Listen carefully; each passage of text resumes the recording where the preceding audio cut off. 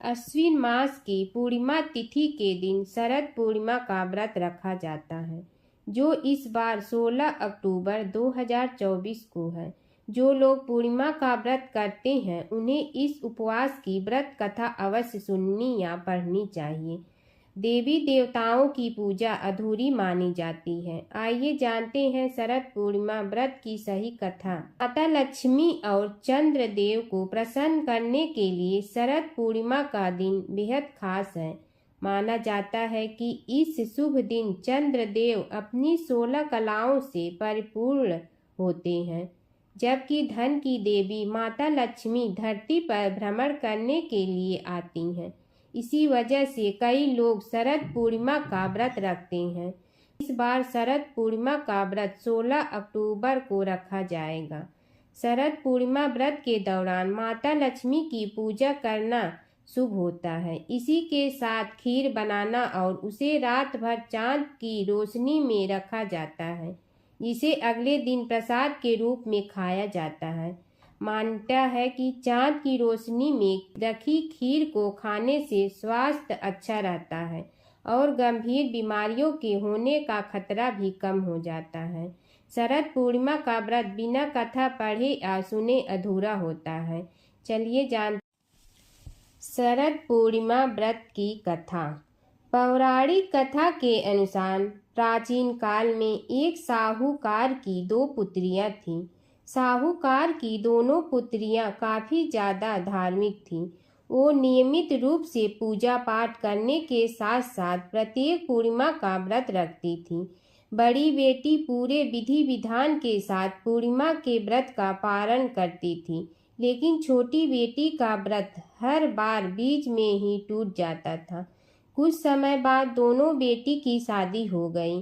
शादी के कुछ साल बाद बड़ी बेटी ने स्वस्थ संतान को जन्म दिया, लेकिन छोटी बेटी की संतान पैदा होने के बाद ही मर गई। छोटी बेटी की एक के बाद कई संतान मरती चली गईं, जिसके बाद वे दुखी मन से एक दिन गांव के जाने माने पंडित के पास पहुंची। पंडित जी ने उसे कहा कि तुमने पूर्णिमा का व्रत कभी पूरा नहीं किया, इसी वजह से तुम्हारी संतान जन्म लेते ही मर जाती है।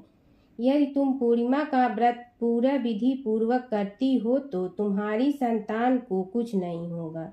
पंडित जी के कहने पर कई समय तक साहूकार की छोटी बेटी ने पूर्णिमा का व्रत रखा, जिसके बाद उसने एक लड़के को जन्म दिया, लेकिन वो भी कुछ दिनों में मर गया। बेटे को मृत देखकर उसकी माँ शोक में डूब गई और अपने बच्चे को गोद में लेकर रोने लगी। इतनी ही देर में उसकी बड़ी बहन वहां आ गई। जैसे ही बड़ी बहन का लहंगा बच्चे का छुआ तो वो रोने लगा। ये देख बड़ी बहन हैरान हो गई और उसने अपनी बहन से कहा, ये मरा नहीं है, जिंदा है। दूसरी बहन ने जवाब दिया, ये पहले से ही मरा हुआ था, ये तेरे भाग्य और तप से जीवित हुआ है। इसके बाद बड़ी बहन ने छोटी बहन को पूर्णिमा व्रत की महिमा बताई और कहा, शरद पूर्णिमा का व्रत करने से कुंडली में चंद्र ग्रह की स्थिति मजबूत होती है, जिससे हर कार्य में सफलता मिलती है, खास कर सेहत अच्छी रहती है। इसी के बाद से लोग अपने और अपने परिवार वालों के अच्छे स्वास्थ्य के लिए शरद पूर्णिमा का व्रत रखते आ रहे हैं। पूर्णिमा तिथि का हिंदू धर्म में विशेष महत्व है। इसे धनदायक और संतानदायक व्रत माना गया है। जो लोग पूरे विधि विधान से पूर्णिमा का व्रत करते हैं और पूर्णिमा के दिन चंद्रमा को अर्घ्य देते हैं, उन पर भगवान विष्णु और माता लक्ष्मी की विशेष कृपा होती है। आइए जानते हैं पूर्णिमा व्रत की कथा। द्वापर युग में एक समय की बात है कि यशोदा जी ने कृष्ण से कहा, हे कृष्ण, तुम सारे संसार के उत्पन्न करता, पोषण तथा उसके संहार करता हो।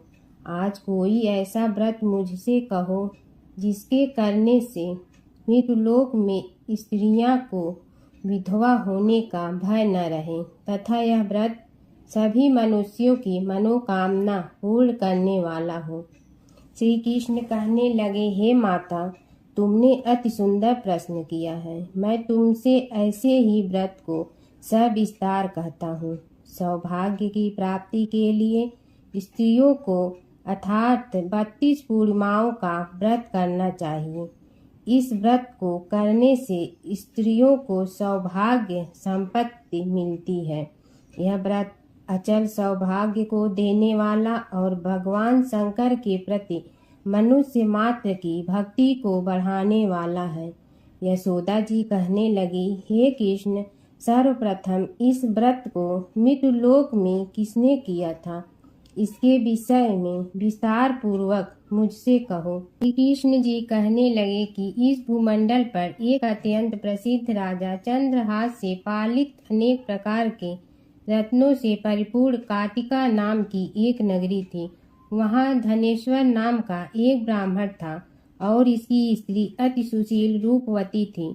दोनों ही उस नगरी में बड़े प्रेम से साथ रहते थे। घर में धन धान्य आदि की कोई कमी नहीं थी। उनको एक बड़ा दुख था, उनके कोई संतान नहीं थी, जिस वजह से वह बहुत दुखी रहते थे। एक दिन एक बड़ा तपस्वी योगी उस नगरी में आया। वह योगी बाकी सभी घरों से भिक्षा मांगकर भोजन किया करता था, लेकिन उस ब्राह्मण के घर से भिक्षा नहीं मांगा करता था। एक दिन योगी गंगा किनारे भिक्षा मांगकर प्रेम पूर्वक खा रहा था कि धनेश्वर ने योगी को यह सब करते देख लिया। सब कार्य किसी प्रकार से देख लिया। अपनी भिक्षा अनादर से दुखी होकर धनेश्वर योगी से बोले, और सभी घरों से भिक्षा लेते हैं, परंतु मेरे घर की भिक्षा कभी भी नहीं लेते, इसका क्या कारण है?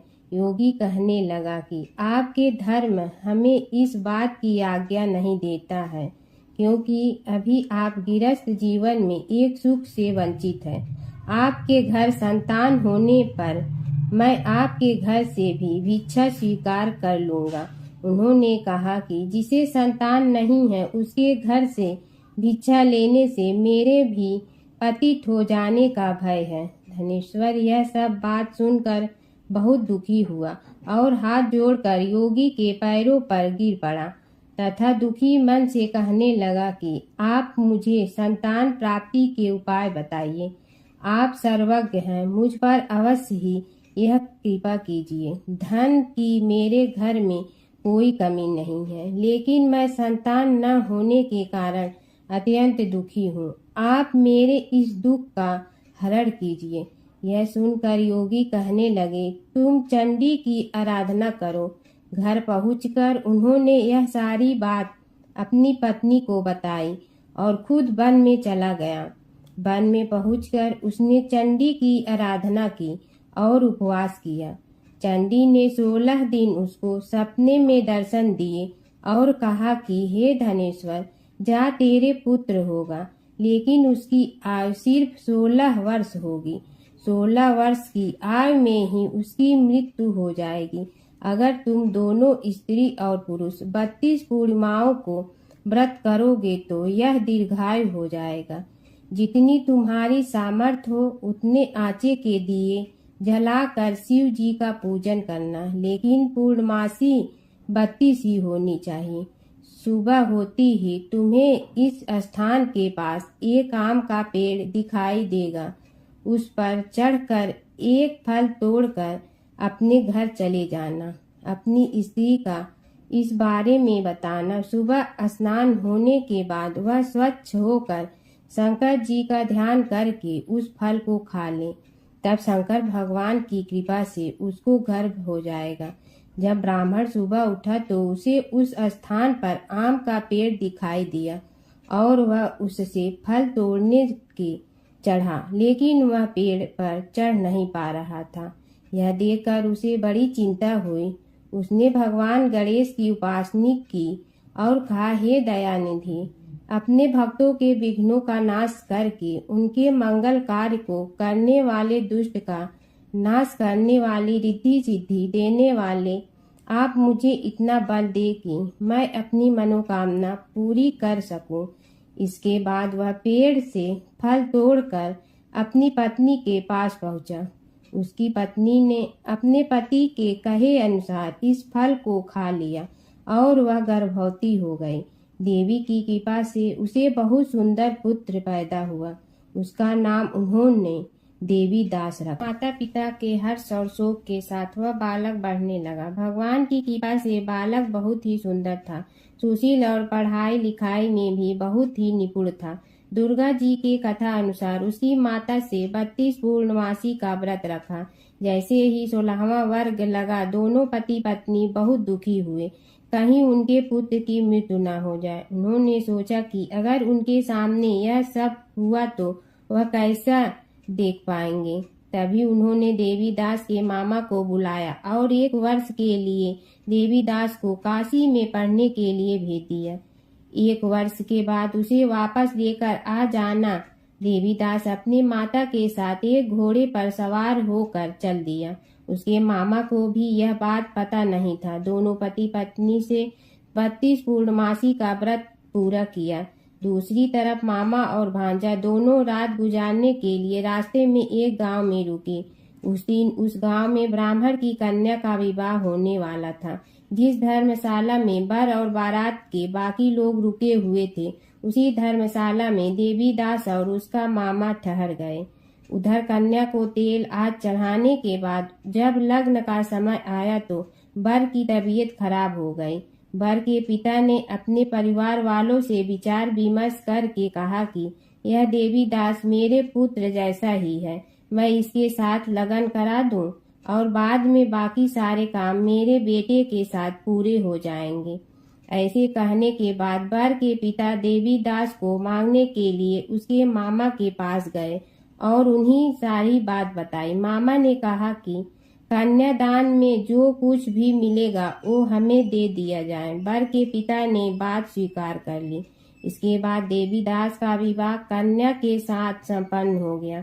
इसके बाद वह अपनी पत्नी के साथ भोजन न कर सका और मन में विचार करने लगा कि न जाने यह किसकी पत्नी होगी। यह सोचकर उसकी आंखों में आंसू आ गए। तब वधू ने पूछा कि क्या बात है, आप उदास क्यों हैं? तब उसने सारी बातें पत्नी को बता दी। तब कन्या कहने लगी, यह ब्रह्मा विवाद के विपरीत है। आप ही मेरे पति हैं, मैं आपकी पत्नी रहूंगी, किसी अन्य की कभी नहीं। तब देवीदास ने कहा, ऐसा मत करिए, क्योंकि मेरी आय बहुत कम है, मेरे बाद आपका क्या होगा। लेकिन उसकी पत्नी नहीं मानी और बोली, स्वामी आप भोजन कीजिए। दोनों रात में सोने के लिए चले गए। सुबह देवीदास ने पत्नी को 4 नगों से जड़ी एक अंगूठी दी और एक रुमाल दिया और बोला कि हे प्रिय, इसे लो और संकेत समझकर स्थिर चित्त हो जाओ। मेरे मरण और जीवन जानने के लिए एक पुष्प वाटिका बना लो, उसमें सुगंधित वाली 1 नव मल्लिका लगा लो, उसको प्रतिदिन जल से सींचा करे और आनंद के साथ खेलो कूदो। जिस समय और जिस दिन मेरा प्राणांत होगा उस दिन यह फूल सूख जाएंगे। जब यह फिर से हरे हो जाए तो जान लेना मैं जीवित हूँ। यह समझाकर वह वहां से चला गया।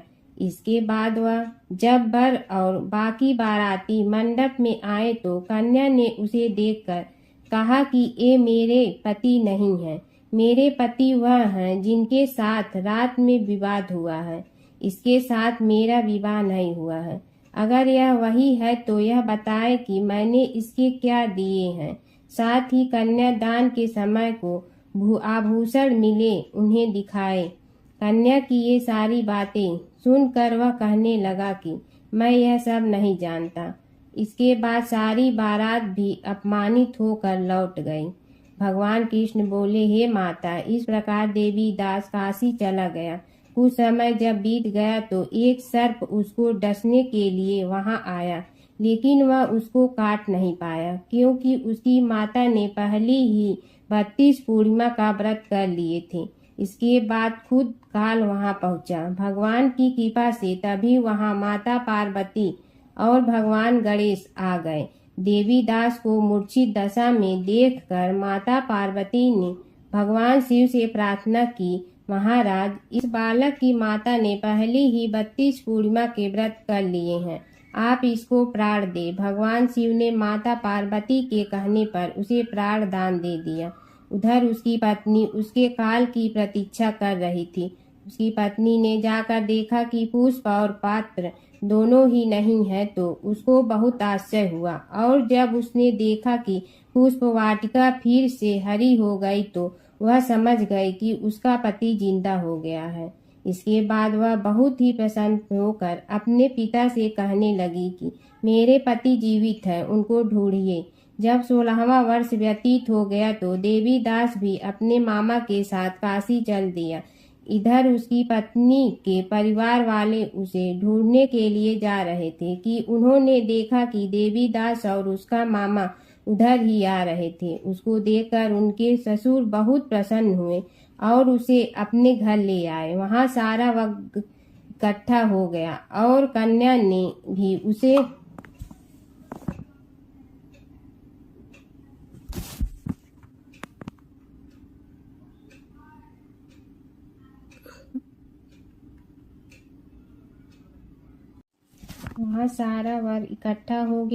कन्या ने भी उसे पहचान लिया। देवी दास ने इसके बाद अपनी पत्नी और मामा को लेकर वहां से चल दिया।